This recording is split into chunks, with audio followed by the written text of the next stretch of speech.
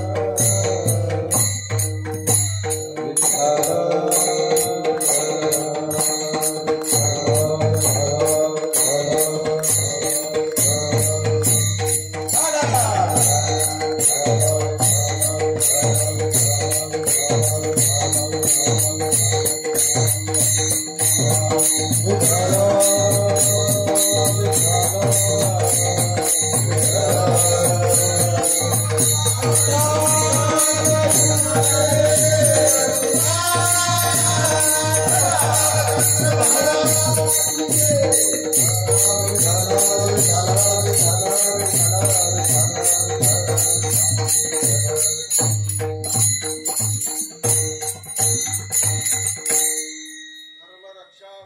अवतार घेशी आपुल्या पाळीशी भक्तजना अंबऋषी साठी जन्म सुशीले दुष्ट निर्दाळिले किती एक धन्य तुझ कृपा सिंधू म्हणतील आपुला तू मोर साथ करी अंबऋषी साठी जन्म सुशीले दुष्ट निर्दाळिले किती एक तुका म्हणे तुझ वर्णिती पुराणे होय नारायण दया सिंधू अंबऋषी साठी जन्म सोशिले दुष्ट निर्धारिले किती एक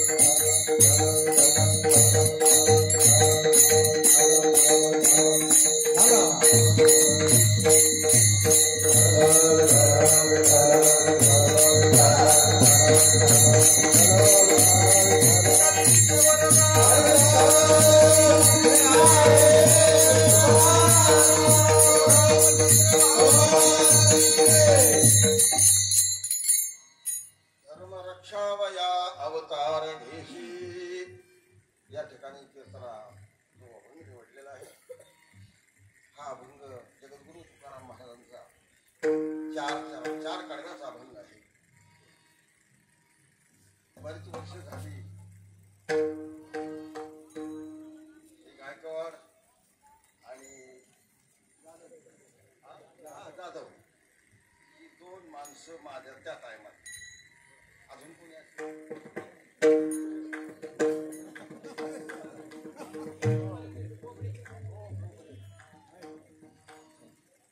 इथं सुरुवातीला 1964 ला आलो.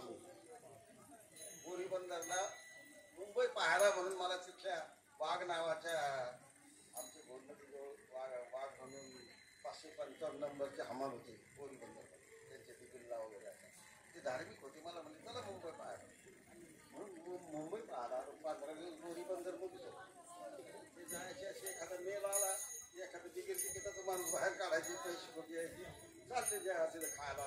मग दिवसभर खायचं काय हॉटेलमध्ये आणि माझा हमालवाडी तिथे होती तिथं जाऊन झोपायची. असं 15 दिवस राहिलो. एक दुसरे म्हणजे पोपटदेवचे म्हणून रामवाडी नव्हती जाऊन पोपटदेवचे माता मोहण्याला राहतात. चला पण म्हणलं त्यांच्या गावची इथंच ह्या म्हणून वाटतं. मग आलो आम्ही संध्याकाळी इथं. मग लाकर भगतबुवा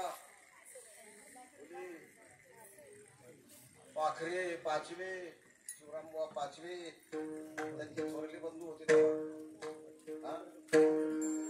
हो सारी मंडळी त्या टायमाला. पण भजने नाद होता पण टाळ होते 3 फक्त. त्याला अशी दोन्ही टाळाची मध्ये इतकीच लांब दोरी होती. आणि मला म्हणले भजन करता का तुम्ही? म्हणलं हा. म्हणून भजन आमचं संध्याकाळी झालं. आता ते भजन कसं 2-3 टाळ काही पटवाज वगैरे असं काही चांगलं नव्हतं. काही केलं आपलं भजन. ते म्हणजे भजन चांगलं होतं चला म्हणजे. मग मला 7-8 दिवस जाऊनच दिलं नाही. त्यावेळेला मी मोकळाच होतो राहिलो. पुढं पुन्हा गेलो पाथर्डीला आमच्या निर्मल देश पुन्हा बोलून घेतलं. महिनाभर मुक्काम. असं करता करता 5-6 महिने एकदा तर जवळजवळ 11 महिने मुक्काम होतं. भगतवाची बरी समोर होती तिथे आम्ही. मग रात्री भजन. मग पखवास टाळ इथं खोली होती मला तिथेच होती. हे सर्व साहित्य जमा केलं त्या टायमाला. 50-50 टाळ घेतले. पखवास पायपेटी हातपेटी. मग यमुना गायकवाड अजून मला असं हे सारी मंडळी नाशिकवरून तिथून आणली. इथं कार्यक्रम सुरू झाला. दांडेकर मामासाहेब गुरुवर्य त्यांची एक शिष्या इथं त्या कंपनीमध्ये मॅनेजर असल्यामुळं त्यांना सांगितलं ब्राह्मणाला त्यांना नोकरी दिली.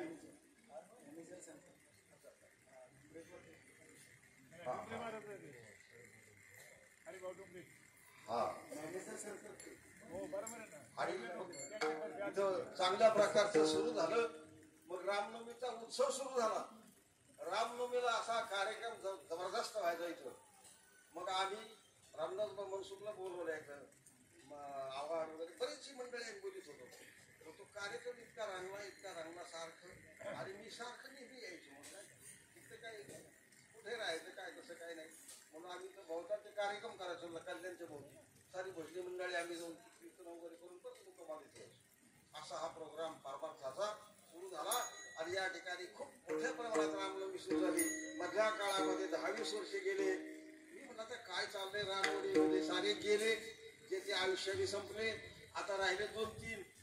आणि ही कल्पना नंतर मला इथं आठवण झाली. मग आता मग साहेबराव आमचे भगतवंशे चिरंजीव हे सुद्धा कार्यकर्ते चांगले आहेत.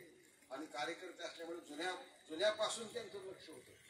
लाकर तर इतके द्यायचे त्यांना काय सांगा. लाकरची माझी गाठ पडली. त्यांच्या गावाला गेलो कीर्तनाला मी. मला पाहिल्यावर लाकरला एवढा आनंद झाला होता काय सांगा तुम्हाला. त्या गावामध्ये मग मी सांगितलं सर्व गावकऱ्याला, काय गावाचं नाव सुरेगाव. म्हणलं हे लाकर आमच्या कार्यक्रमाची करते. खूप त्याच्यावरती मारले थोडं. सांगायचं तात्पर्य काय, शाळेचं योगदान या ठिकाणी लाभ. आणि खूप आणि स्वतः सर्व्हिस करून, नोकऱ्या करून, धंदा करून परमार्थ करणारी ही मंडळी पहिल्यापासून. आणि आता या ठिकाणी यंदा मला बोलावलं साहेबला, मला न्यायला आली पाथर्डीला. आणि मग मी चांगली गोष्ट कार्यक्रम चालू झाले. बरं चांगलं आहे म्हणलं. मग आता त्यावेळेला काही वर्षापूर्वी 10-15 वर्षापूर्वी मला सारे त्यावेळेला बघितलं होते. मला म्हणले आता ते सारं संपले, माणसं सारे गेले. मग काय आता तिथे येणे राहिलं. मग ते टाळ पाकवा साहित्य आमकं तमकं सारं घेऊन तुम्ही जा म्हणले प्रतिष्ठान. म्हटलं मी तिकडे नेऊन काय करू. टाळ नेऊन मी काय करणार आहे, वाजवणारच ना. मग इथंच राहू दे की, हे राहू दे इथं. आणि इथं निदान कार्यक्रम तर चालते, काहीतरी भजन तर चालू नाही. मग अशा पद्धतीने मी म्हणलं पुढे काय पुण्याय असेल त्याप्रमाणे होईल. तर बरं झालं, मला आनंद झाला की सुरू झाली.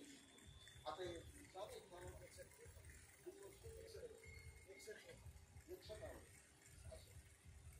अरे तेव्हापासून तर माहिती, पण आता एवढा मी आलो नाही.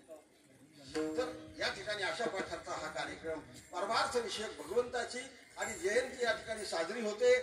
भागवतामध्ये असा विषय आलेला आहे, नाथांनी वर्णन केले. परमार्थाची जी काही लक्षणं आहेत ती लक्षणामध्ये महाशिवरात्र आहे, रामनवमी आहे, श्रावणाष्टमी आहे, अशी दत्त जयंती आहे. असे जयंत्या, भगवंताच्या जयंत्या साजऱ्या करणं महत्वाचं आहे. हे भक्तीचं लक्षण आहे. आणि हे करणं महत्त्वपूर्णाचा विषय आहे. नाहीतरी मनुष्य किती रावणा इतकी संपत्ती जरी कमवली तरी परंतु तो अपूर्णच आहे. या जगतामध्ये पूर्णतेला कोणी जाऊ शकत नाही. आणि म्हणून पूर्णात पूर्ण मुदच्यते असं शंकराचार्य म्हणतात. पूर्णस्य पूर्णमादाय पूर्णमेवावशिष्यते. आचार्यांनी काय म्हटलंय की फक्त पूर्ण ब्रह्म आहे आणि ते ब्रह्म सध्या विटीवर उभा आहे. त्या ब्रह्माची सेवा म्हणजे पांडुरंगाची सेवा करणं. तो निर्गुणय आहे, सगुणय आहे. त्याने अनेक अवतार घेतले. कशा करता? धर्माचं रक्षण करण्याकरता. हा अवतार रामावतार जो झाला तो राम अवतार आणि कृष्ण अवतार या 2 अवताराची पूर्णता झालेली आहे. पूर्ण अवतार राम कृष्ण, पूर्ण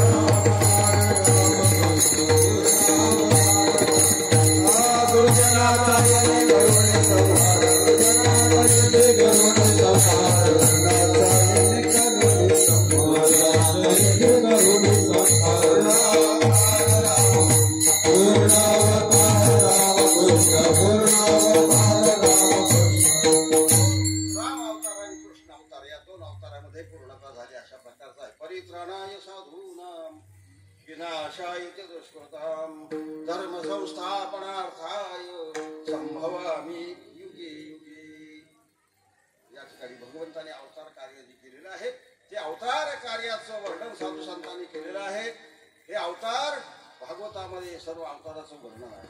श्रीमद भागवत हा विषय आम्ही श्रीगोंद्याला तात्यासाहेब महापुरुष म्हणून होते, ते आमचे गुरु तात्यासाहेब महापुरुष श्रीगोंद्याचे.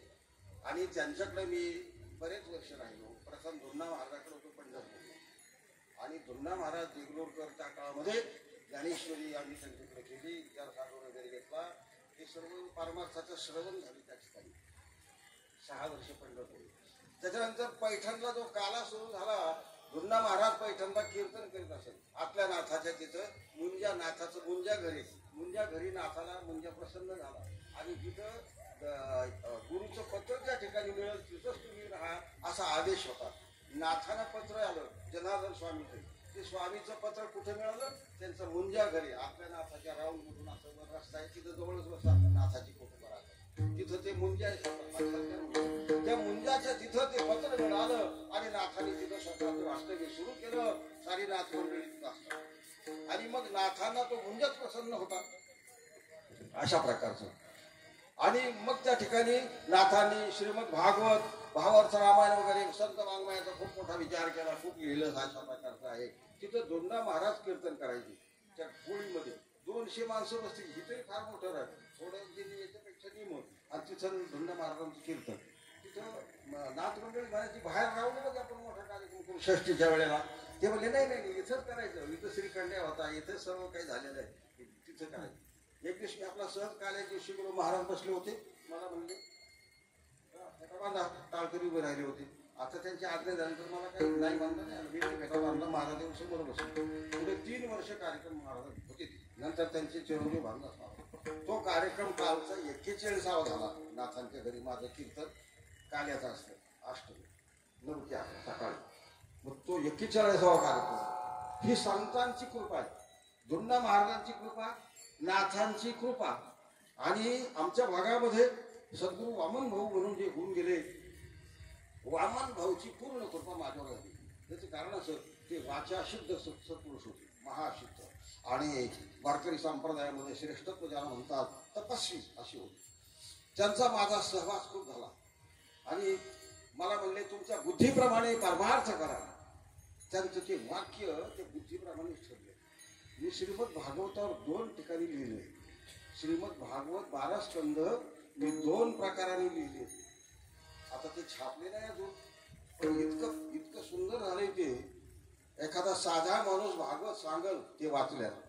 एक शास्त्रीय प्रत आहे आणि एक सामान्य लोकांना अशी 2 प्रती तयार केल्या कोरोनाच्या काळामध्ये. तेव्हा तिथं तात्यासाहेब महापुरुष श्रीगोंद्याला 6 वर्षाच्या काळामध्ये मला त्यांनी भागवताचा विषय शिकवला. भागवतामध्ये संहिता जी आहे ती संहिता फार महत्वाची आहे. 18,000 श्लोक त्या संहितेमध्ये ते सर्व तयार झाले माझे. आणि त्यातल्या साधना आहेत काही. भागवतामध्ये साधना आहेत, त्या साधना अतिशय उत्कृष्ट आहेत. त्या साधनाचा विषय मला ज्ञात आहे. मी 2 प्रती त्याचा तयार केल्या आणि वामन भाऊची जी काही कृपा होती की तुमची बुद्धीप्रमाणे परमार्थ करा ते शांत ठेवलं. विठ्ठल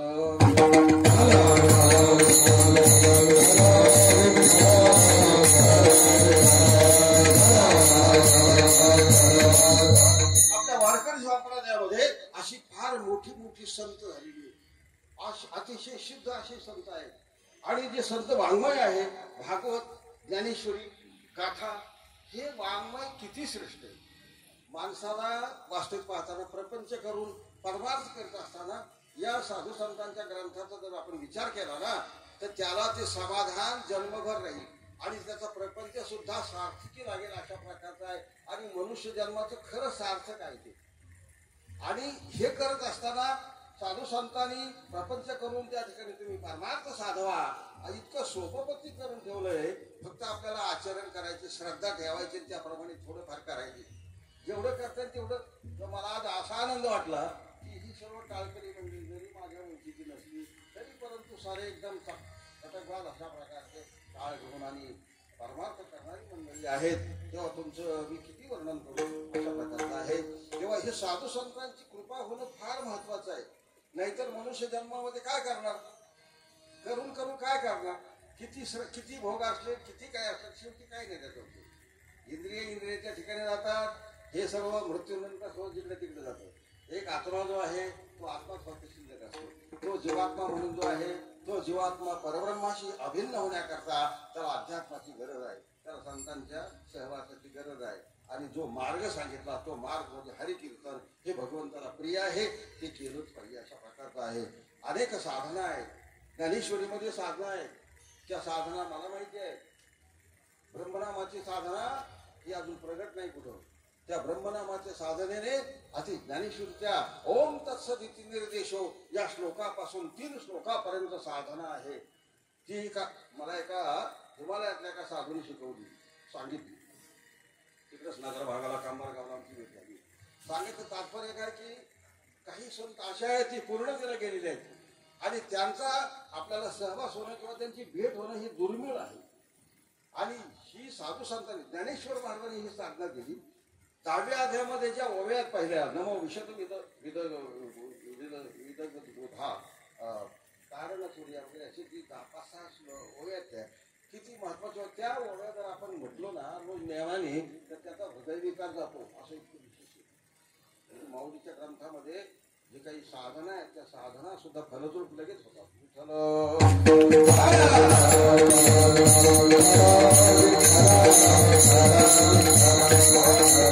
परमार्थाची फार मोठी इमारत साधू संतांनी पूर्वीपासून केली.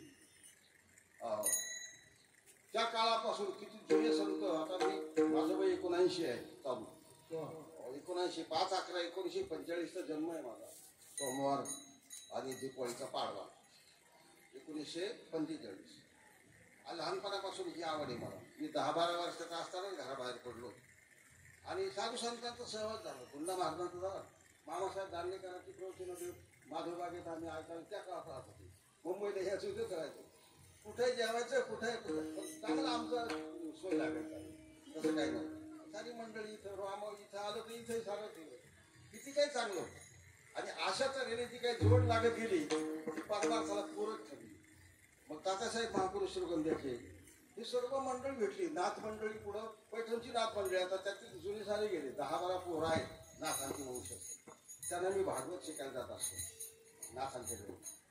तर सांगायचं कारण काय की हे सर्व परमार्थाची जी इमारत आहे ही इमारत घडवण्याचं काम भगवंताचंच आहे, आपलं नाही. आपण फक्त निमित्त कारण आहोत. आपण केलं म्हणणं हे सुद्धा चुकी आहे. कारण कसं आहे की ते करणारा तोच आहे आणि तो करत असताना कोण कुठं नियमायचा कोण कुठं नियमायचा हे त्याने ठरवलेलं असतं. आणि ते बरोबर चालतं. तसं अशा प्रकारचं आहे. तेव्हा या ठिकाणी हे करत असताना भगवंतांनी जे अवतार घेतले त्या अवतारामध्ये मत्स्य कच्छ वराह वगैरे 10 अवताराचं वर्णन भागवतामध्ये सुंदर आहे. या ठिकाणी आज रामनवमी आहे. रामजन्म हा अतिशय महत्वाचा आहे. राम अवतारामध्ये भगवंतांनी हा कशा करता अवतार घेतला. दुष्ट निर्दळलेली किती एक अशा प्रकारे अनेक युगामध्ये भगवंत अवतार घेतात. आता अवतार घेत असताना अवतरती म्हणजे खाली येणे. मूळ ब्रह्मस्वरूपातून खाली येणे म्हणजे अवतरती म्हणजे अवतार घेणं असा त्याचा अर्थ आहे. आता अवतार घेण्याकरता डायरेक्ट अवतार घेत नाही तो. त्याला मायेची जोड लागते. माया त्याला स्वाधीन करून घ्यावं लागतं. अजो पिसन्नवे आत्मा अजो पिसन्नवे आत्मा भूतानामी स्वरूपी सन् प्रकृती स्वामधिष्ठाय संभवात्म्याय माया. भगवान असं म्हणतात की अजो किसन मी त्या ठिकाणी प्रगट होतो पण प्रगट होत असताना मी माझ्या मायेला स्वाधीन करून घेतो आणि नंतर मी प्रगट होतो. विठ्ठला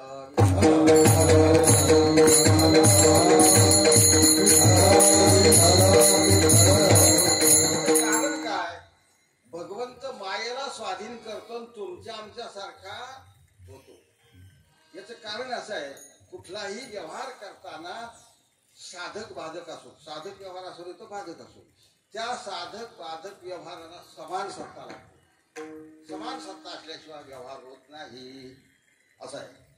मग आता साधक बाधक व्यवहार असो भगवंताला अवतार घेऊन कार्य करायचं निर्गुण निराकार स्वरूपामधून काय हरकत आहे का. पण नाही होत नाही. कारण सत्ता आहे व्यवहारिक एक पारमार्थिक आणि काही प्रातिभाषिक. आता परब्रह्माची सत्ता आहे पारमार्थिक.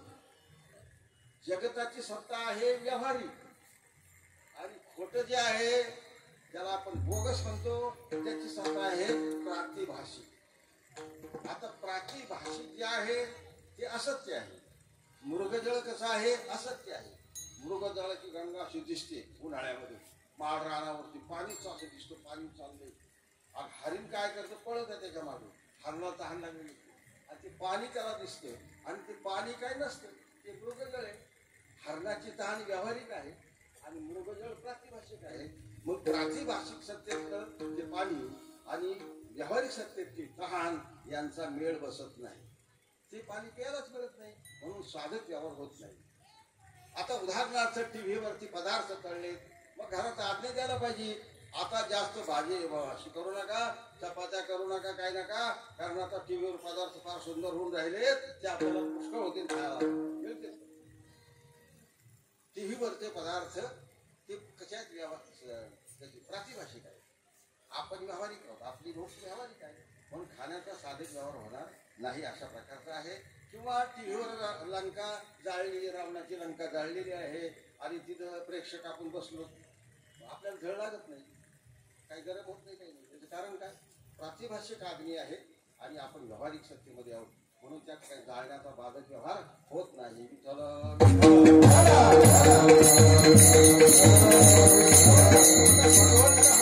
हा पारमार्थिक सत्तेमध्ये आहे, म्हणून मायेला स्वाधीन करून तो तुमच्या आमच्या सारखा व्यावहारिक सत्तेमध्ये येतो, म्हणजे जगताच्या सत्तेमध्ये येतो. आणि जगताच्या सत्तेमध्ये आल्यानंतर साधक व्यवहार या ठिकाणी होतो. मग ते धर्म कार्य असो, कोणते कार्य असो, अशा प्रकारची अवतार कार्याची मीमांसा आहे. आणि म्हणून त्या ठिकाणी तो असा मायेला बोलून कृष्णावतारामध्ये देत जातो, राम अवतारामध्ये देतात. आणि ती माया स्वाधीन केल्यानंतर पुढचं नियोजन ती करते. कृष्णावतारामध्ये देवकीच्या देवपुत्रातला 7वा गर्भ रोहिणीच्या पुत्रामध्ये घालायचं काम तिनेच केलं. आता हे अशक्य आहे, शेजारची बाई गरोदर आहे, दुसऱ्या बाई बाळातील होती, असं होणारच नाही कधी. जगाचे आहेत व्यवहार कधी असे, पण ते मायेनं करून दाखवलंय. म्हणून मायेला काय वेदांत शास्त्रामध्ये काय म्हटलंय? सत्सत विलक्षण आणि निर्वचनीय. सत्सत म्हणजे स्वतःहून विलक्षण, स्वतःही नाही म्हणजे खरीही नाही आणि खोटी नाही, स्वतःहून विलक्षण, अनिर्वचनीय म्हणजे तुम्हाला बोलता येणार नाही, सांगता येणार नाही, अशी माया म्हणून सांगताच येणार नाही अशा प्रकारचा. स्वतःहून विलक्षण, अनिर्वचनीय अशी अनादि निर्गुण अशी माया आहे. भगवंताने गीतेच्या 7व्या अध्यायामध्ये असं म्हटलेलं आहे, दैवेशा गुणमयी, दैवेशा गुणमयी मम माया दुरत्यया मामेव यः प्रपद्यन्ते मायामेतान्तरन्ति ते. या श्लोकाचा अर्थ की अशी ही माया कठीण आहे. ती माया तुमच्या आमच्या मागे लागलेली आहे. तुमच्या आमच्या मागे मायेचं स्वरूप अविद्येच आहे. अविद्या म्हणजे ती विद्यमान नाही, पण अविद्या आहे म्हणून जीव आहे. जीव का झाला? परब्रह्मच आहे, परंतु परब्रह्माला जीव व्हावं लागण्याचं कारण अविद्या आपल्या ठिकाणी आहे, भ्रम आहे. आपल्याला भ्रम झाला, आपण कोण आहोत हे आपल्याला कळेना. आपण मनुष्य आहोत, आम्ही मनुष्य आहोत. अहो तुम्ही मनुष्य आहात मग मारता का? आतापर्यंत जगत होत आलं, किती माणसं मेले, किती. आणि दुसरा भाग असा, जगतामध्ये एकासारखा दुसऱ्याचा चेहरा आतापर्यंत कोणाचाच नाही. आता जगतामध्ये किती माणसं जन्म येऊन गेलेली असतील, आता पुन्हा किती आहेत, याच्यामध्ये तुम्ही प्रत्येकाचा चेहरा पहा, एकासारखा दुसरा आहे का? स्वभावामध्ये पण मायेचं कार्य असं दिसत आहे. ती अविद्या म्हणून तुमच्या आमच्या ठिकाणी आहे. म्हणून ती अविद्या काय करते? जीवाला जन्म मरणामध्ये घालते. तुम्ही आम्ही सारखे जन्म भोगलोय, मरण भोगलोय. पुनरपि जननम पुनरपि मरणम पुनरपि जननी जठरे शयनम या संसारे खलु निस्तारे कृपया पारे पाहि मुरारे भज गोविंदम भज गोविंदम भज गोविंदम मूढमते प्राप्ते सन्निहिते मरणे नाही नाही रक्षते डुकरून करणे. आचार्य काय म्हणतात? शंकराचार्य की या ठिकाणी पुनरपि जननम पुनरपि मरणम पुनरपि जननी जठरे शयनम. सारखं जन्माने किती वेळा जन्माया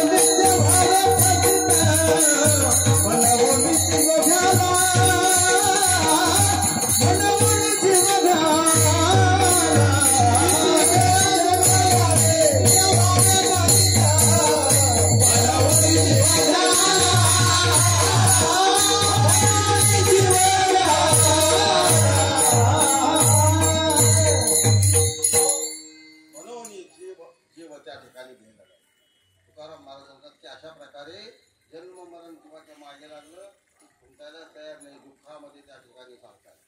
मग या ठिकाणी जन्माभाव मोक्षरूपता प्राप्त होण्याकरता काय केलं पाहिजे? या कलियुगामध्ये साधन दिले हे महाकीर्तन. आता या कीर्तनाच्या द्वारा म्हणजेच नामस्मरणाच्या द्वारा कामामध्ये काम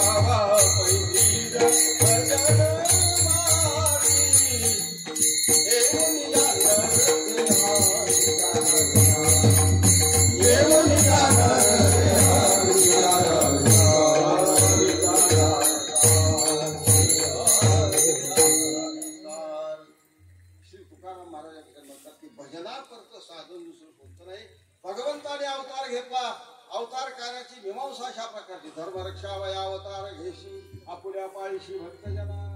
धर्माचं रक्षण म्हणजेच साधूचं रक्षण. कारण धर्म हा गुण आहे आणि गुण हा गुणीच्या आश्रयाने राहतो. धर्माचं आचरण करणारे तर हरिभक्त म्हणतात किंवा भक्त म्हणतात, देवभक्त म्हणतात, अशा प्रकारचा आहे. अशा सज्जन भक्तांना त्रास होतो, मग तो त्रास झालेला भगवंताला सहन होत नाही, म्हणून ते धर्माचं कार्य म्हणजेच भक्ताचं रक्षण करतो. धर्मरक्षावया अवतार घेशी आपुल्या पाळीशी भक्तजना. अभंगाच्या पहिल्या चरणाच्या उत्तरार्धात धर्माचं स्वरूप काय? आपुल्या पाळीशी भक्तजना. जे धर्माचं आचरण करतात त्यांचं संरक्षण करणं, वेळोवेळी अवतार घेऊन त्यांच्या धर्मकार्यामध्ये त्या ठिकाणी वाढ करणं हे भगवंताचं कार्य आहे. आता पूर्वीचा दृष्टांत या ठिकाणी तुकोबा देतात. पूर्वी अनेक जरी अवतार घेतले असे, अनंत अवतार घेशी भक्ता कारणे कनवाळू कृपाळू दिनाला घेऊ, हे सर्व काही त्या ठिकाणी करत असताना अंब ऋषी नावाचे ऋषी होऊन गेले, म्हणजे भक्त होऊन गेले. बार्शीला होते ते, बार्शी सुदर्शन चक्र बार्शीला आहे सध्या, तिथे गेलेले आहे. बार्शी माझे खूप कार्यक्रम असतात. तर त्या बार्शीच्या ठिकाणी अंब ऋषी नावाचे एक राजा होता आणि भागवतामध्ये हा विषय आलेला आहे. आणि अंब ऋषीची एकादशीचं व्रत होतं. आदल्या दिवशी एक भुक्त, दुसऱ्या दिवशी पूर्ण उपवास आणि तिसऱ्या दिवशी दुपारी जेवायचं. सूर्योदयाच्या आत सारे हे करून नैवेद्य दाखवून तयार, अशा प्रकारचा त्याचे नियम होता. पण त्यांचं ते सत्व हरण करण्याकरता दुर्वासा ऋषी आहे आणि दुर्वासाने त्यांना काय केलं, बरीच मोठी कथा आहे. दुर्वासाने काय केलं, गेले गंगेवर स्नान, स्वयंपाक झाला, त्यांची वाट पाहत बसली, त्यांनी मुद्दाम सूर्योदय होऊन गेलं. काही लोक अशा, काही लोकांचा गुणधर्म जातच नाही असा प्रकार. आपल्या घरामध्ये स्वतः तसंच असतं. घरामध्ये पाहतो मी अनेक प्रत्येकाचा विचार भिन्न भिन्न काही. काही असे घर आहेत की चांगलं त्यांच्या ठिकाणी चालतं, सारं व्यवस्थित प्रपंच सुरुवात चांगलं चालतं. आणि ते बायकोचं मत वेगळं, नवऱ्याचं मत वेगळं, मुलाचं मत असं प्रकार आहे. जाऊ द्या तो विषय. सांगायचं तात्पर्य ऋषी त्या ठिकाणी आलेच नाहीत आणि यांनी काय केलं, जेवले नाही, वाट पाहिली. आता काय करावं, आता काय करावं. मग तुळशीचं पान घेतलं, हातात पाणी घेतलं, पाण्यात टाकलं, पान घेतलं फक्त पाणी पिले. द्वादशी सोडल्याचं जे आहे ते फक्त शास्त्रीयदृष्ट्या केलं, जेवले नाही. तोपर्यंत हे आले नव्हते, ते म्हणले बसा जेवा, बसा. पण तुम्ही मी नियम जेवलो नाही पण नियम केला. का केला? आता दुर्वास म्हणजे अतिशय. मग त्यांनी ते शाप वगैरे दिला. भगवंताला समजलं जेव्हा सुदर्शन चक्र भागलंय, मग ते सुदर्शन चक्र पिच्छा सोडित नव्हतं. सांगायचं तात्पर्य आपल्याला कथा माहिती आहे की दुर्वास ऋषीसाठी जन्म भगवंताने 10 सोसले. अंब ऋषीसाठी जन्म सोशिले, दुष्ट निर्दाळिले किती. आणि हे तुकाराम महाराज देवाला पटवतात. तू पूर्वी काय बोलला होता गीतेमध्ये, एक बोलल्यानं तू आपलं पूर्ण कर. तिसऱ्या चरणामध्ये म्हणतात की अंब ऋषीसाठी जन्म सोशिले, दुष्ट निर्दाळिले किती. एक धन्य तू कृपा सिंधू म्हणत, तुला लोक कृपाळू म्हणतात, तू कृपाळूच आहेस. आणि अशा प्रकारचा तू कृपाळू असताना आणि मग आपुला तू बोल साच करीत. तिसऱ्या चरणामध्ये म्हणतात की तू काय बोलला गीतेमध्ये ते खरं करून दाखव. परित्राणाय साधूनाम विनाशाय च दुष्कृताम धर्म संस्थापनार्थाय संभवामि युगे. युगायुगाच्या ठिकाणी मी अवतार घेतो आणि धर्म कार्य करतो असं गीतेमध्ये. ते वेळी आपुल्याची नी कैवारे, या श्लोकावरती ज्ञानेश्वर महाराज म्हणतात, ते वेळी आपुल्याचे न कैवारे.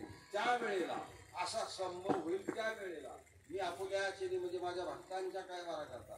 ते वेळी आपुल्याची नी कैवारे, मी साकार होऊन अवतरे. मी साकार होतो, निर्गुण निराकारातून देह धारण करतो आणि अज्ञानाचे अंधारे गिळून निघाली, जगातलं अज्ञान दूर करतो. अशा प्रकारची प्रशंसा आणि गीतेमध्ये आहे. मग तुकाराम महाराज म्हणजे गीतेमध्ये काय बोलले तुम्ही, ती खरं करायची. परित्राणाय साधना ही बोलले तुम्ही. धन्य तुझं कृपा सिंधू म्हणतीला तुला तू बोल साच करी. आणि हे मी बोलत नाही, तुकोबाराय म्हणतात हे लोक हे कोण सांगते, वेदशास्त्र पुराण सांगतात. तुका म्हणे तुझं वर्णिती पुराणे, तुका म्हणे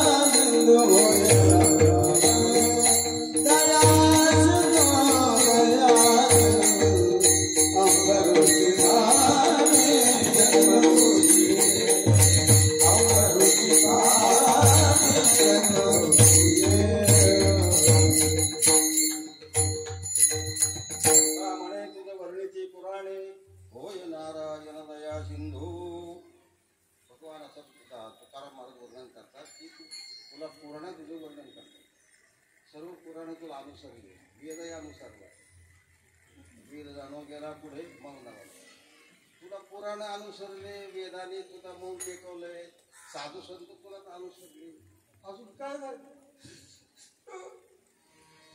अशा प्रकारचा तू आहेस तुकागडी तुझी वर्णिती पुराणे होय नारायण दया शिंदे झाला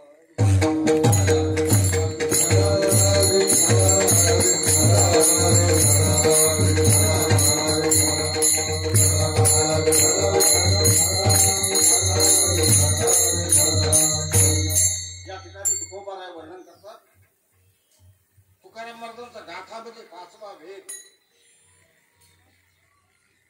ज्ञानेश्वरी मध्ये जो विषय आलेला आहे तो विषय अतिशय गहन आहे पण गहन विषय माऊलींनी अगदी तुम्हाला टाळण्याकरता केलेला आहे आणि ज्ञानेश्वर विषयी तुम्हाला कळते याचं कारण काय माऊलीची कृपा आहे वाचावी ज्ञानेश्वरी डोळा पहावी पंढरी तो ज्ञानेश्वरी वाचतो त्याला ज्ञानेश्वरी ज्ञान आहे अशा प्रकारे आणि गाथा हा 5वा भेद वेदामध्ये जे सांगितलं ते सर्व गाथ्यामध्ये आहे पण गाथ्यामध्ये जे विषय दिलाय ना अगदी दोन तीन शब्दाचाच तुकडा आणि त्याच्यामध्ये शंकराचार्यांनी सारे प्रस्तांतर जगद्गुरु शंकराचार्यांनी प्रस्तांतर लिहिलेली त्याला वेदांत शास्त्र म्हणतात काशीला शिकवलं जाते तो विषय सारा आम्ही हाताळला आहे भाष्य गीता भाष्य आणि व्यासांची 555 सूत्र या सर्वावरती आद्य शंकराचार्यांनी भाष्य लिहिलंय गीतेवरती भाष्य त्याला गीता भाष्य म्हणतात व्यासाची 555 सूत्र आहे त्याला सूत्र भाष्य म्हणतात त्याला शारीरिक भाष्य म्हणतात आणि गीता उपनिषदावर भाष्य करायला उपनिषद भाष्य म्हणतात 10 उपनिषद आहेत वेद मोठा अपान वांग पण 10 उपनिषद लहान थोडी बिंब तरी बचके एवढे प्रकाशात रैलोक्य धोकडी आपण सकाळी ज्यावेळेला सूर्य उगवतो सूर्याचं बिंब किती मोठं आहे बचकाच मात्र आहे फक्त सूर्यबिंब असं सूर्यबिंब बचकाच मात्र आहे असं माऊली म्हणतात बिंब तरी बचके एवढे प्रकाशात रैलोक्य धोकडी शब्दाची व्याप्ती तेने पाडी अनुभवावी म्हणजे अशा प्रकारचं जे बिंब आहे ते बिंब हातामध्ये घेऊन इतकंच लहान दिसतंय पण अखिल त्रैलोक्याला ते प्रकाश देते अशा प्रकारचं बिंब आहे ते तसा या ठिकाणी वेदाचा जो सूत्र भाग आहे 10 उपनिषद आहे ती पुस्तक भारतीयाचं महाधन येते नवल वाटतं माणसाला ही का लोक वाचत नाही त्याला आपण वाचत नाही पण भारतीयाचं धन येते त्याच्यामध्ये जो विषय दिला अहो तो विषय जर आपण पाहिला तर परत सोडणारच नाही त्याला.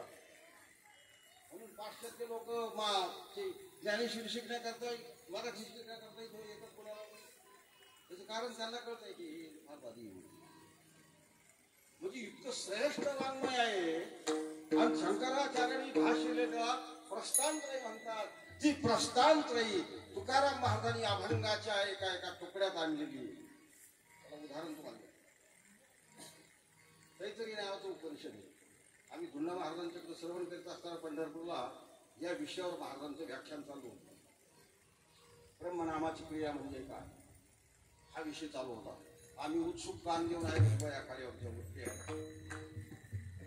आम्ही तुकडे वाचून मरत होतो परंतु तुकडा वाचून नाही गेलो तिथे.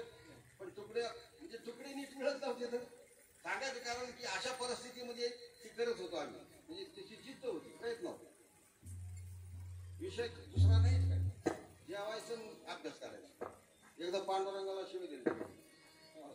पांडुरंगाला काय शिव दिलं? सातपुते महाराजांची गुरु तिथं पप्पा शिपायला होते, मृदांग शिपायला. सातपुते महाराज निवृत्ती पंकज स्वामीचे शिष्य होते आणि ते शिकवायचे. सारा महाराष्ट्रात विद्या त्यांची, आळंदीला विद्या त्यांची. पांडुरंगा घुरे वगैरे वैद्य वगैरे त्यांचे शिष्य होते. भीमसिंग महाराज वगैरे फार तयार होते. आणि तिथे पंढरपूरला शिक्षण घेत असताना महाराज म्हणलं मी काय करावं शकत नाही. म्हणजे पैसेच नाही राहिले. अहो म्हणजे मग कसं काय अर्धवट टाकून जाता. म्हणलं काय करू, पैसेच नाही, जाय पुरते पैसे. मग गेलो पांडुरंगाकडे, गरुड खांबाजवळ राहिलो. म्हणलं तुला काय जास्त वाटते का? आमच्या दाराशी दारू प्यायला पैसे देतो, आमच्याला पैसे देतो. आणि आम्ही काय तो पाप केलं. दुसऱ्या दिवशी 700 रुपये मनी ऑर्डर आली. दुसऱ्या दिवशी 700 रुपये ती मनी ऑर्डर कोणी पाठवली माहिती का? खेडमंतर जवळ कारेगाव नावाचं गाव आहे, पेठ कारेगाव. त्या पेठ कारेगावची मनी ऑर्डर दुसऱ्या दिवशी आली 700 रुपये. तेव्हा गाड्याला मजुरी होती 3 रुपये 5 रुपये आणि 1 रुपयाला लिटर दूध मिळायचं. पंढरपूरला प्युअर दूध मिळायचं 1 लिटरला. असं जर तापवलं तर थापाने त्याच्यावर सुटायचं. असं दूध प्युअर 1 रुपया लिटर त्या काळात. त्या टायमाला 700 रुपये आले आणि मग तिथं राहिलो. आणि अशा प्रकारे मग तिथे शिक्षण म्हणून बरेच दिवस राहिले. सांगायचं कारण असं की हे का सांगत होतो मी आपल्याला, तुकाराम महाराजांनी जो काही विषय दिला आहे तो विषय धुंडा महाराज सांगत असताना ओम तत्सदिती निर्देशो या श्लोकावर व्याख्यान चालू असताना 17वा अध्याय ज्ञानेश्वरीचा आणि उपनिषदामध्ये त्याचा विषय आलाय म्हणून महाराज सांगत होते. तैतरी नावाचं उपनिषद, तैतरी नावाचं उपनिषद आला. त्या ठिकाणी हे फुल तुरंबी उपनिषद ते असा विषय. हे फुल म्हणजे कोणतं? ब्रह्मनामाचं फुल. निर्गुण निराकार नामाचं एक नाम आहे. ते ज्ञानेश्वर महाराजांनी 17व्या अध्यायात दिलंय. हे माहिती का प्रवचनकारांना माहित नाही. हे त्याला माहितीगार असा चांगला साधू लागतो तेव्हा ती म्हणून ते विषय चालू होता. आणि धुंडा महाराज म्हणले तुकाराम महाराजांनी फक्त 2च शब्दात सांगितलंय ते. हे फुल तुरुंबी उपनिषद ते म्हणजे कोणतं उपनिषद? तैतरीय. ते हा प्रत्यय लावला तिथं. मग त्या ठिकाणी जे हा प्रत्यय लावला असता तर ज्ञानेश्वरीचे शब्द असे मोकार नाही. आपला पदार्थ शब्द नाही तिथे. मग जे नाही ते मध्ये तैतरी. मग तैतरी उपनिषदामध्ये हा विषय आला आहे. आणि तुकाराम महाराजांनी अभंगाचा एका तुकड्यामध्ये तो विषय असा आणलाय.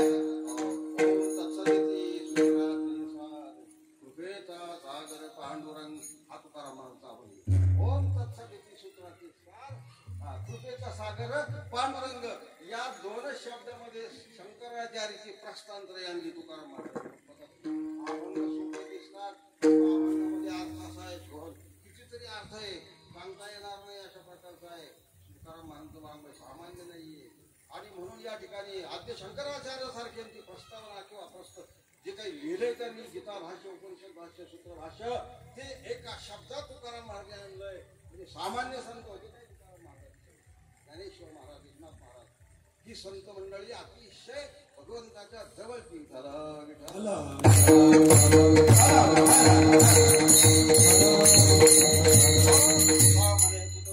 पुराणे होय नारायण दया सिंधू. भगवान हा कृपा करतो आणि हे कार्य तो चालवतो, तो करणारा आहे, सर्व काही करतो. युगायुगाच्या ठिकाणी चाललंय अशा प्रकारचं आहे. म्हणून या ठिकाणी रामवाडीमध्ये या रामजन्माचं कीर्तन चालू असताना या ठिकाणी विषय जो आहे तो विषय आहे काय? धर्मरक्षा वया अवतार घेशी आपुल्या पाळीशी भक्तजना अमृषी साठी जन्म सुशीले दुष्ट निर्धारिले. या अभंगावरती स्तुकोपर आहे, किती सुंदर वर्णन करतात. देवाला जाणीव देतात, म्हणजे देवाला सांगणारी ही संत देवाला सांगतात की तू तिथे काय बोलला, म्हणजे जसं आपण तुम्ही आम्ही काय तू काय बोलला का, तू काय असं काय आता शब्द फिरते, तसं तुकाराम महाराज देवाला बोलता येईल.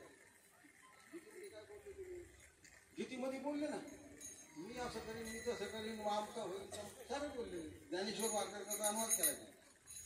मग एवढं केलंय, मग तू हे का करणार. आता वेळ आलेली आहे, आता धर्म ऱ्हास झालेला आहे, धर्म कार्य बिघडलेलं आहे, तुला आता घ्यावा लागेल अवतार. म्हणजे अवतार कार्याची जाणीव तुकाराम महाराज देतात. असे संत आहेत, ज्यांना दृष्टे संत म्हणतात, भगवंताला सांगणारे संत म्हणतात. असं आहे, त्यांनी जर सांगितलं ना मोक्षाला जा, तिकडं जाईल. त्यांनी सांगितलं वाडा घरात, तशी त्यांची पावर आहे, शक्ती. जा म्हणलं की जाणार, काळाला सांगतील हो ना जाणार. म्हणजे काळावर सत्ता करणारी माणसं. हो, अशा प्रकारचा विषय आहे. अंब ऋषीसाठी जन्म सोशिले, दुष्ट निर्गाळले, किती एक धन्य तू कृपा सिंधू म्हणतीला तुला तू बोल साथ करी. तुका म्हणे तुझी हो य नारायण दया सिंधू ठोपार.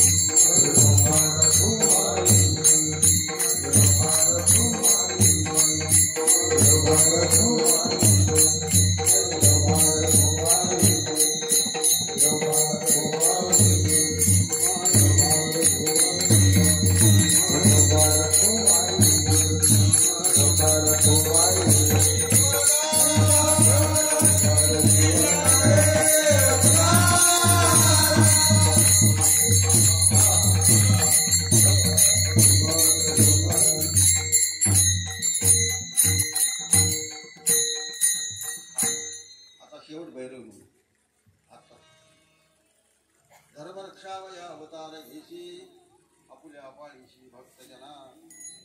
अंबऋषी साठी जन्म सोशिले, दुष्ट निर्राळिले किती.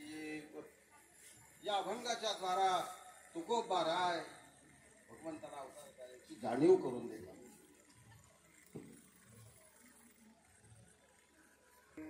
या ठिकाणी माऊली, तुकोबा राय, हे सर्व संत म्हणजे निळोबा राय. निळोबा राय तुकाराम महाराज समकालीन होते, नामदेव राय ज्ञानेश्वर महाराज समकालीन होते, तुकोबा राय सर्व संत मंडळी अशा प्रकारे आणि भगवंताच्या जवळचे आवडते अशा प्रकारचे आहेत. त्यांनी जो परमार्थ तो आम्हाला सांगितला तो आपल्याला कामात येत आहे. कारण आपल्याला बाकी संस्कृतामध्ये जायची गरज पडत नाही. संस्कृताचं वाङ्मय सरायचं नाही आलेलं आहे.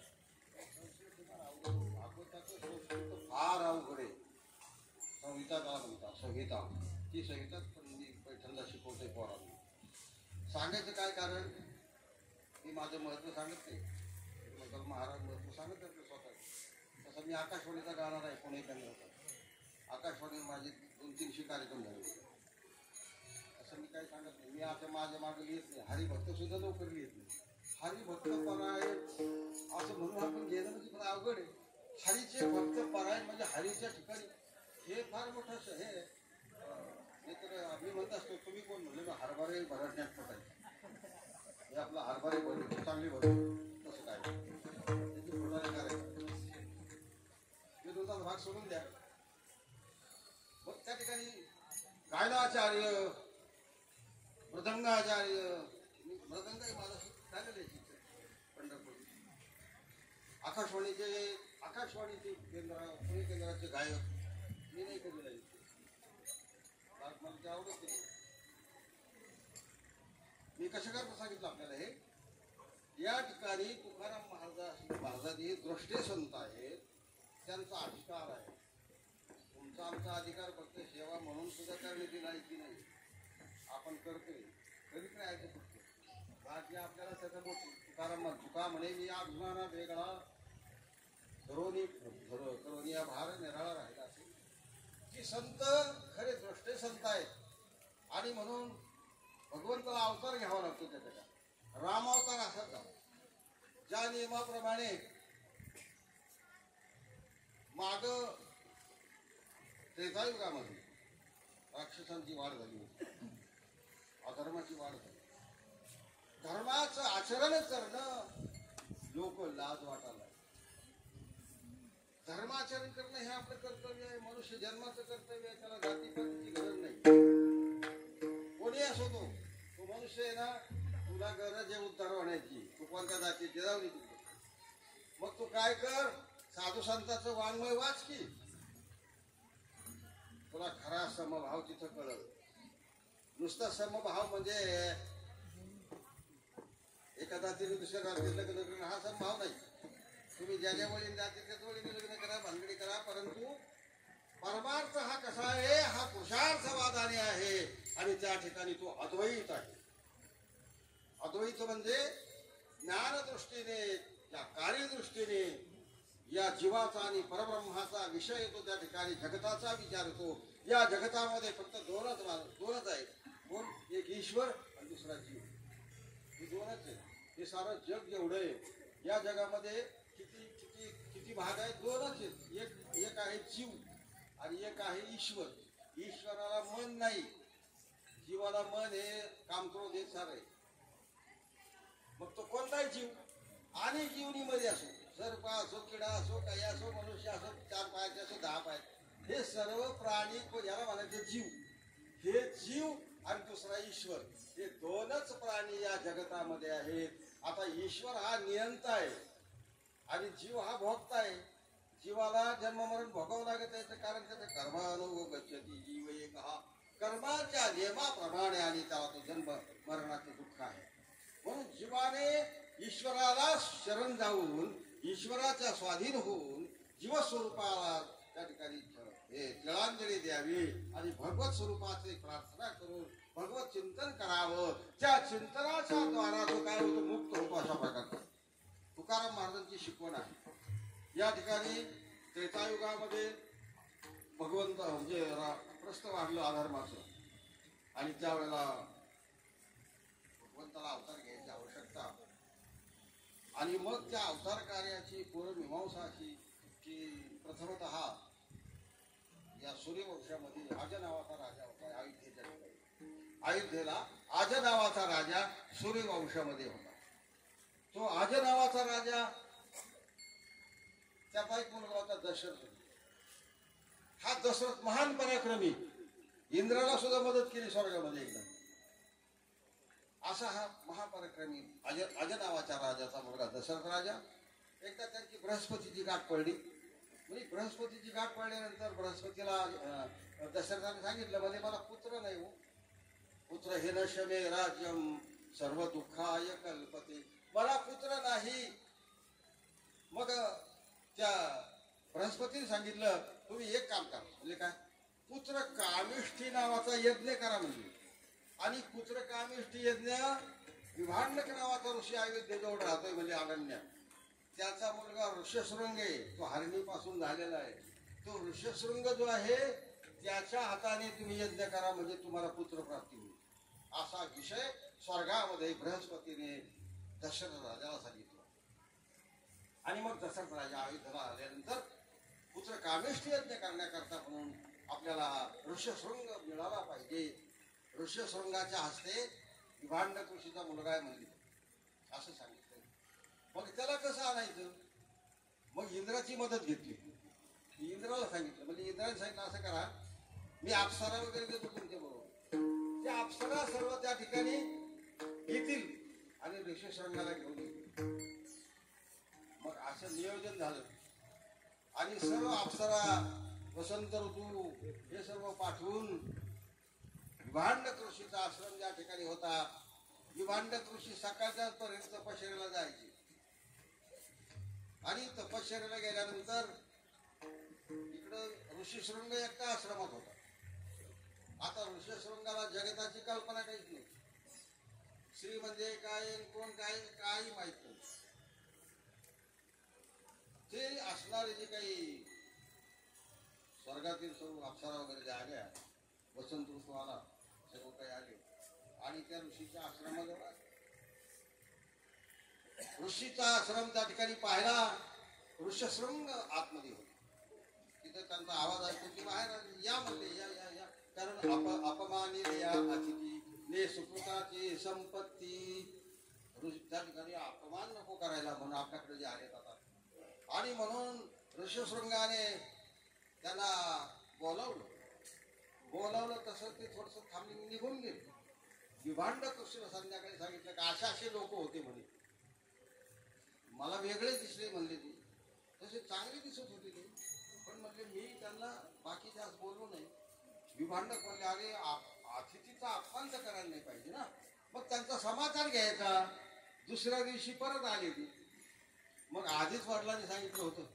मग त्यांना लगे आतमध्ये बसायला स्पर्श झाला थोडक्यात सांगायचं म्हणजे. आणि त्या ठिकाणी ऋषशृंगाला अप्सरांनी त्या ठिकाणी बोलवलं आणि अयोध्येकडे घेऊन आले. आता अयोध्येला आणलं, कार्य सिद्ध झालं.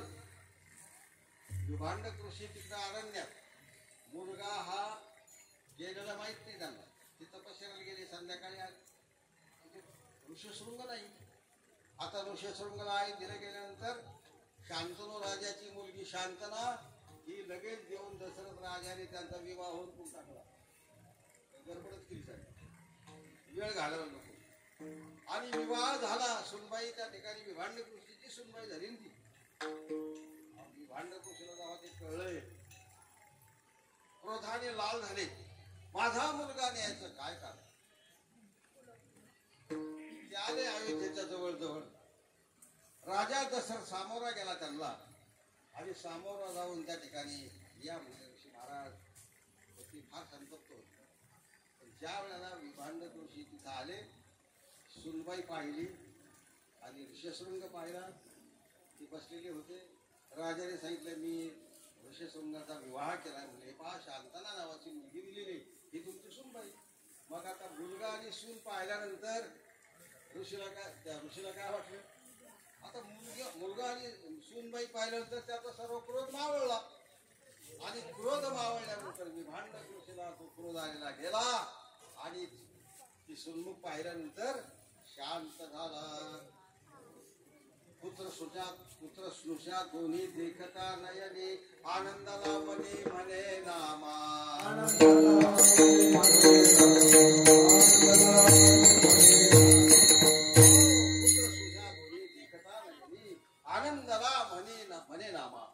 आनंद झाला त्या ठिकाणी विभांडक ऋषीला. आणि विभांडक ऋषीने सांगितलं राजाला, राजा तुझी इच्छा आहे ना, तुझी काय इच्छा आहे? पुत्रकामेष्टी यज्ञ करायचं आहे ना. मग पुत्रकामेष्टी यज्ञ करण्याकरता आता ठीक आहे म्हणले. आता ऋषशृंगाचं लग्न पण झालेलं आहे, त्याला अधिकार आला त्या ठिकाणी यज्ञात बसण्याचा वगैरे. आणि मग आता ठीक आहे, तुझ्या म्हणण्याप्रमाणे घडून येईल, यज्ञाचा आरंभ कर म्हणले. फुलं वाटायला सुरुवात करा, यज्ञाचा आरंभ सुरू कर. मग ऋषशृंगाच्या हाताने यज्ञाचा विषय सुरू झाला. यज्ञाचा कार्यक्रम इतका सुंदर झाला की त्या यज्ञामध्ये जी आहुती दिली गेली, कारण कसं आहे आपण जेवतो सासूला यज्ञ वदनिक घेता नाम घ्या श्रीहरीचे सहज हवन होते नाम घेता जीवन करे जीवितवा अन्न हे पूर्ण ब्रह्म उदर भरण न हे जाणी जे यज्ञ कर्म. आपण जे जेवतो हे सुद्धा यज्ञ कर्म. मी आपला हवन करत असतो रोजचं माझ्या घरी. मी हवन चामुंडाचं करतो. आपल्याला जे काही सहकार्य होईल अशा प्रकारचं देवताला काय हरकत नाही. देवता जे अनेक जरी असल्या पण त्या पांडुरंगाच्या अधीन आहेत आणि म्हणून आपल्याला अनेक देवता जरी असल्या तरी पूजन करायला हरकत नाही. म्हणून पूजन मी आपलं चामुंडाचं करतो, कधी कधी भैरवाचं करतो. मी असंच एक दिवस लाड हवन करण्याचं मला माहिती आहे. मी आपलं हवन करतो. हवन करताना त्या ठिकाणी आपलं एक गंमत म्हणून या ठिकाणी जो कोणी आसुर असेल त्याला सुद्धा तो आसूस आलं स्वप्नात माझ्या. तुझं नाव काय रे? लहान बाळ बोलाल नाव काय? अरे मी जो वाडा घेतला ना बरोबर नावाचा मारडीचा पोरगा होता, फार डेंजर होता. चोऱ्या करायचा खूप त्याची मटक्याची एवढ्या चिठ्ठ्या होती माझ्या त्या वाड्यात. त्याची मुद्दाम वाडा घेतला. कोणी घेतला? पाचसाठी म्हणलं मी घेतो. त्याची शर्ती झालं होती. रात्री 2 वाजता हाता मागली. 2 वाजता एकटाच झोपलेला. लाईटही नव्हता. मेन जळ होती चिरली. म्हणलं काय रे तुम्हाला महाराज म्हणतोय कीर्तन सांगतो तुम्हाला. महाराज महाराज हे बस तुला तू जागा पाहिजे का? ठोका देईन मला दुसऱ्याकडे ठोक्याच होती तो. काय सांगितलं बोललं तुम्हाला माहिती पडलं. इथे तुझं नाव काय रे? बबन आहे काय? असं तुम्हाला काय म्हणतो पलीकडच्या ते काढायची ना हे काढून आण. मी नाही काढलं अजून काय ते मला माहिती आहे कुठे सांगायचं कारण असं ते मला सांगितलं ना. हवन जे केलं ना मी काय म्हणतो कोण असून असेल त्याला स्वाहा त्याचा परिणाम झाला तुम्हाला सांगतो. हे लगेच स्वप्नात येऊन मला सांगत होता.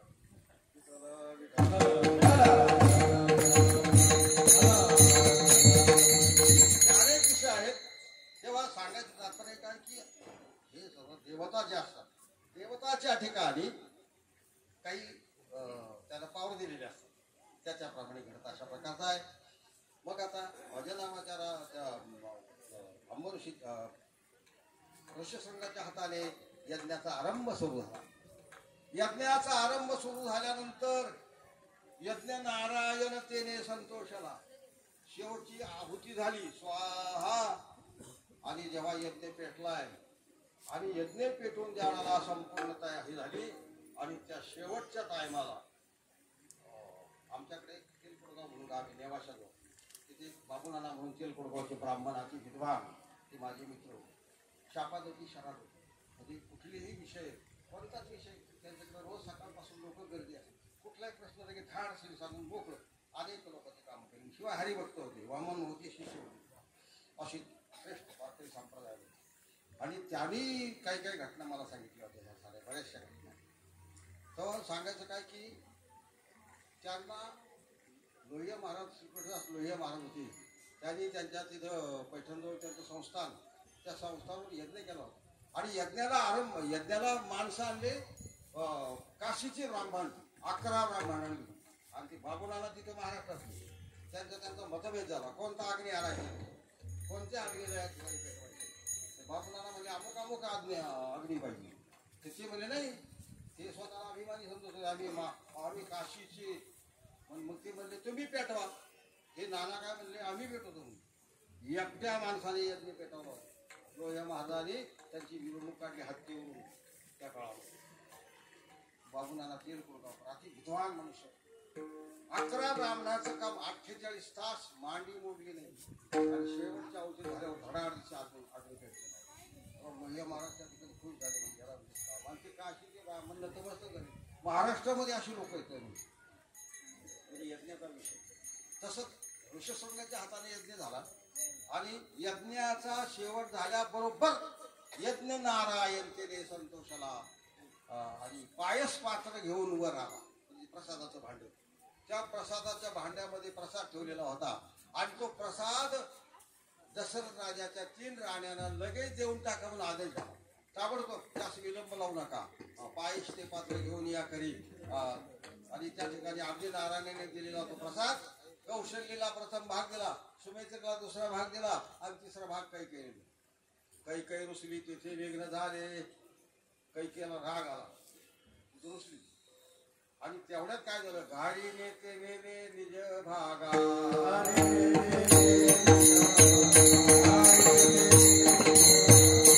कैकेयी रुसली तिथे विघ्न झाले.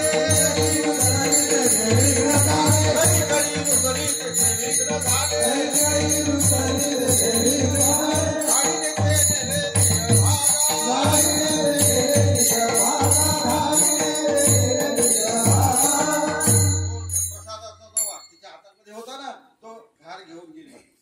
आणि मग आता म्हणले आता संपलं. म्हणले तिला काय आता शेवटी कौशल्यने आपला निम्मा भाग आणि सुमित्रेने आपला निम्मा भाग काढून तिला एक भाग दिला आणि सत्वर पाण्याच्या घोटावर तिने दिले. आणि पुढे तिने राण्या गरोदर राहिल्यानंतर कुलगुरू वशिष्ठ आणि राजाला सांगतात काय, कुलगुरू वशिष्ठ सांगे राजाला सांगताय तुम्ही काय करा, डोहाळे पुसा म्हणले तुमच्या पत्न्यांची, कारण धर्मशास्त्र आहे डोहाळे पुसावे त्यांचे पुरवावे मनोरथ. मुलगा कसा जन्माला येणार आहे त्या डोहाळ्यावरून कळतं. तुकाराम महाराज म्हणतात एकोणी हरकली आणलं पुत्र झाला म्हणे रांड, पर तो झाला भांड चहाड चोर शिंदळ. म्हणजे पुत्र कसा होतो त्या गर्भाच्या ठिकाणी त्या बाईला काय डोहाळे होतात त्याच्यावर चहाड चोर शिंदळ अशी मुलं जन्माला काही येतात. काही जन्मभर दारूच पेतात, काही कारण नाही त्या दारू पेने काय संबंध. मनुष्य जन्माला आल्यानंतर तो दारू का पित होतो, काय कारण आहे त्या दारू प्यायचं. पण चलो ती आवडच काय निर्माण होती ते दारू. आणि अशा प्रकारचा अनाचार करून स्वतःचं वाटोळं, जगाचं वाटोळं, तारा कुटुंबाचं वाटोळं, पोरं घरी आली की दिनासारखे पाहतात त्या माणसाला. वडिलाकडे कशी पाहतात दिनासारखे, अरे अरे अरे कशाला जन्माला आला आणि एक पोरं तरी कशाला निर्माण केली त्या पोराला दिनासारखं पाहलं. बायको सुद्धा त्या ठिकाणी काय काय करणार आपल्याला वाचायला काय ठिकाणी. हे असे काही जे राक्षस आहेत हे राक्षस कशाला अगदी त्याला त्यांच्या अंतःकरणामध्ये माया नाही, प्रेम नाही, काही नाही, फुकट जन्म झाला.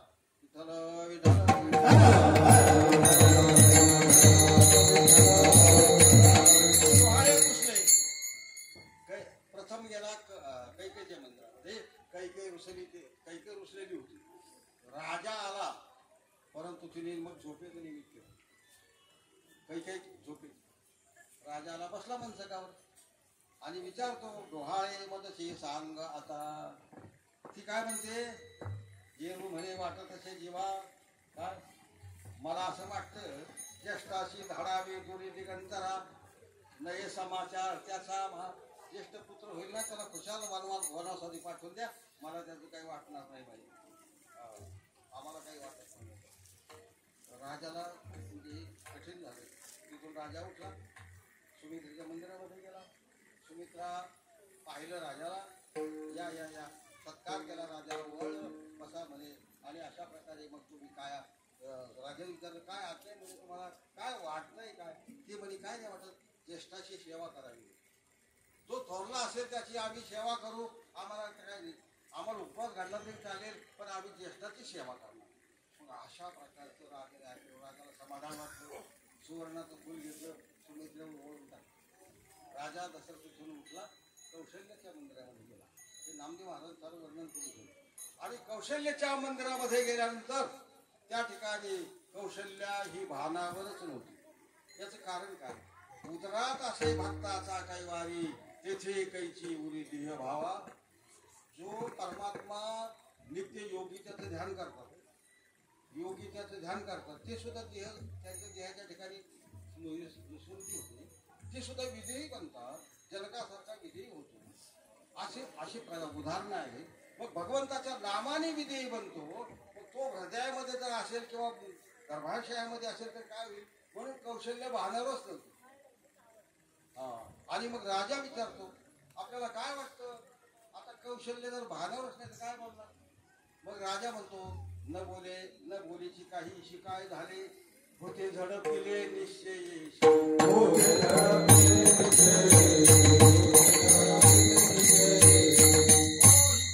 म्हणले महाभूताने झडते. आज जन्म 12:39 आहे पण मी तोपर्यंत आधी आणि महाभूते झडपिले. राजाला काय बोलावं. मग राजा काय म्हणतो आपल्या लग्नाच्या वेळेला विघ्न झालं होतं त्यावेळेला आणि तुला ध्यान आहे का म्हणे रावणाने ते आपल्याला विघ्न केलं तर लग्नाला. हे शब्द उच्चारल्यावर कौशल्य काय म्हणती आणि रे धनुष्य मारिन रावण आणि रे धनुष्य मारिन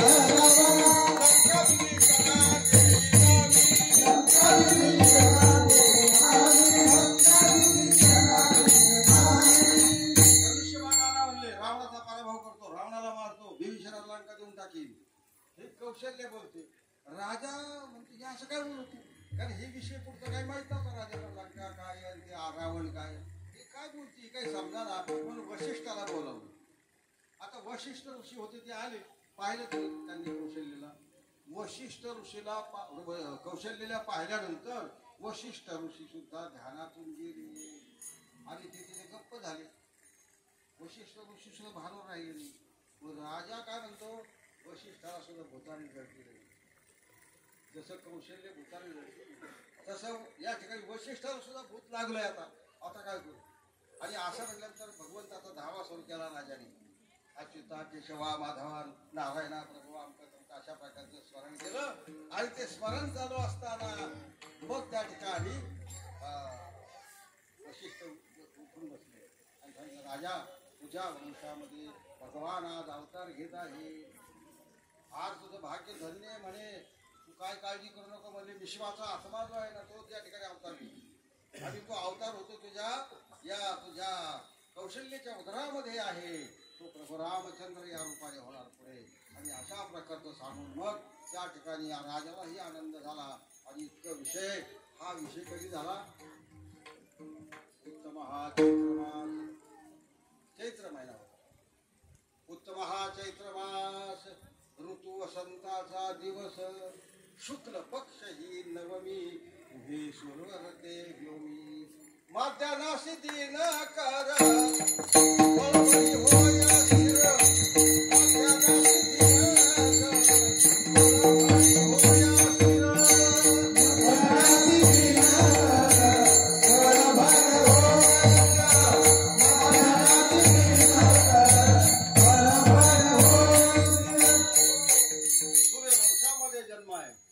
आणि मग सूर्यनारायण पळभरी अगदी थोडा थांबले. माध्यानाशी दिनकर पळभरी होय स्थिर. राजा म्हणतो धन्य मीत त्रिभुवनी माझे वंशी चक्रपाणी सुशोभित जाही दिशा आनंद नर नारी दिशा नाही कौशल्यशी भान गर्भी आले नारायण. या चैत्र महिन्याच्या या नवमीच्या दिवशी भर दुपारी 12 वाजता भगवंताचा जन्म अयोध्येमध्ये आणि असा झाला आयोनी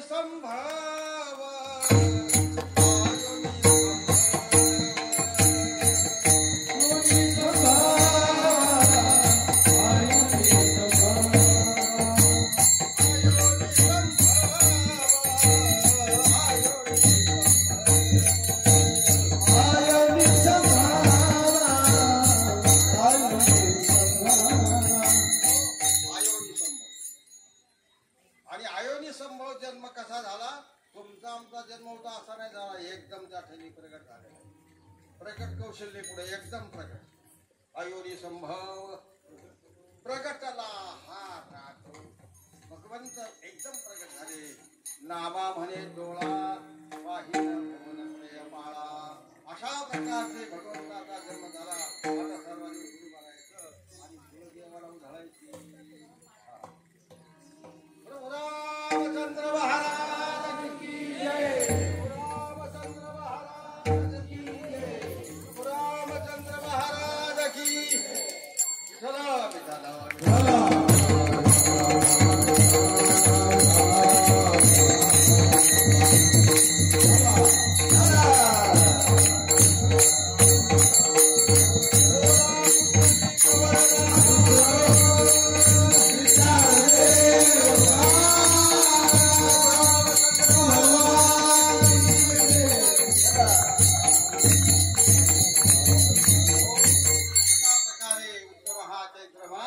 चैत्र महिन्यामध्ये भगवंताचा रामनवमीला उत्सव या ठिकाणी करतात. धन्य धन्य आपण आहात. या ठिकाणी तुम्ही हा रामनवमीचा उत्सव करता. तुमचं केवढं मोठं भाग्य आहे आणि हे भाग्य मी काय वर्णन करू. तेव्हा तुम्ही या ठिकाणी एवढा हा उत्सव करून भगवंताची सेवा करता. म्हणून धन्य धन्य अशा प्रकारचं आहे. गाडकरी मंडळी, खरी हरिभक्त मंडळी, ही सारी गाणारी वाजवणारी श्रवणार्थी सर्व महिला भगिनी मंडळी, हे सर्व मोठ्या प्रमाणामध्ये या ठिकाणी उपस्थित राहून हा जो परमार्थ साधता याचे इतकं भाग्य कोणतं आहे. म्हणून भगवंताची सेवा करता. भागवतामध्ये रामनवमीचे महत्व आहे की भक्तीचं लक्षण आहे. हे भक्तीच आहे. अशा प्रकारची भक्ती आपण करता. म्हणून तुम्हाला मी धन्यवाद देतो. ज्ञानेश्वर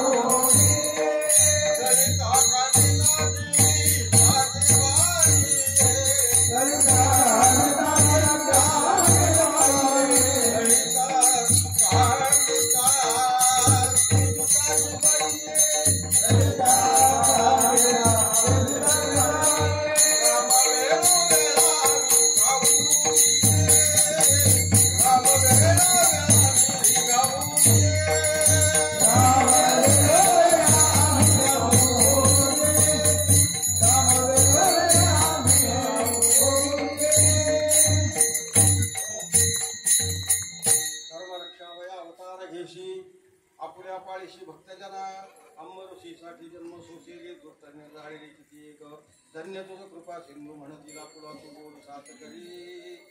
आता भैरवी झाल्यानंतर तिथं संपलं जाईल आणि मग महिला मंडळ पाळणे आरत्या वगैरे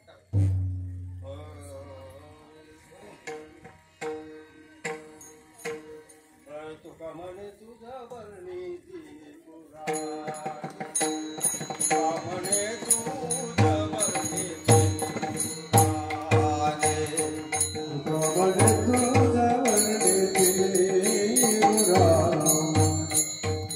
म्हणे तुझा वर्णी